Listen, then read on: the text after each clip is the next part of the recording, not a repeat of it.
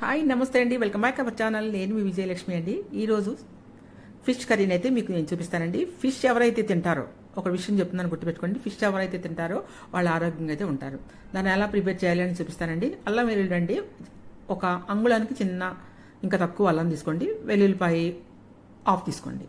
రెండింటిని కూడా పేస్ట్లా చేసి మీరు రోట్లోనే దంచుకోండి. అంతేకాని ఫ్రిడ్జ్లో ఉన్నది వెల్లుల్లిపాయ మీరు వేసుకున్నట్లయితే అసలు మీకు చేపల కూర అసలు టేస్టే ఉండదండి. కాబట్టి మీరు రోట్లో వేసి, రోట్లో కానీ మిక్సీలో కానీ ఫ్రెష్ది మాత్రం ఉపయోగించండి. ఇప్పుడైతే మనం దేంట్లో వండుకుంటున్నామో కర్రీ అది తీసుకుందాం అండి. ఇదైతే మనం అర్ధగంట పాటు మ్యాగ్నేట్ చేసి పెట్టిన చాప ముక్కలు. దీంట్లో అయితే 1 టేబుల్ స్పూన్ ఉప్పు, 1 టేబుల్ స్పూన్ కారము,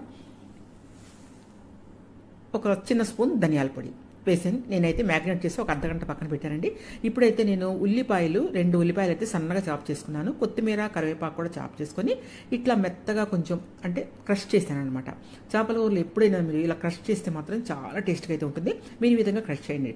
ఒక 2 టమాటాలు తీసుకొని దాన్ని కూడా క్రష్ చేయండి. ఆ టమాటాలను కూడా చేపల్లో యాడ్ చేయండి. అలాగే ఉల్లిపాయలు కూడా యాడ్ చేయండి. పచ్చిమిరకాయలు ఒక 4 తీసుకోండి, దాన్ని కూడా యాడ్ చేయండి. దీంట్లో స్పెషల్గా ఈరోజు మనం ఏం వేద్దామంటే మామిడికాయ వేద్దామండి. పచ్చి మామిడికాయ, పుల్లని మామిడికాయ వేస్తే మాత్రం చాలా సూపర్గా ఉంటుందండి. ఎక్కువ నెల్లూరు వాళ్ళు వేసుకుంటూ ఉంటారు పచ్చి మామిడికాయని.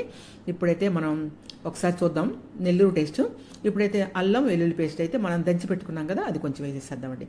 ఇప్పుడు ఈ విధంగా వేసుకున్న తర్వాత చింతపండు అండి, ఈ మాత్రం చింతపండు, చిన్న ఉసిరికాయ అంత చింతపండు తీసుకొని దాన్ని మనం నానబెట్టి అయితే పక్కన పెట్టుకున్నాం. ఇప్పుడు ఆయిల్ అయితే యాడ్ చేసుకుంటున్నాం అనమాట. ఇదిగోండి 3 టేబుల్ స్పూన్ ఆయిల్ అయితే వేసుకుంటున్నాం.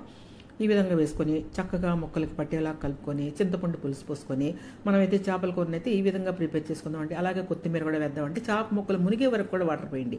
మునిగే వరకు వాటర్ పోసి చక్కగా మీరు ఆరోగ్యకరమైన చేపని వారానికి 3 సార్లు ఈ విధంగా వండుకొని తిన్నారంటే మీ ఆరోగ్యం సూపర్గా అయితే ఉంటుందండి. ఇంకా కారం, ఉప్పు ఏమైనా తగ్గితే మాత్రం మీరు అడ్జస్ట్ చేసుకోండి.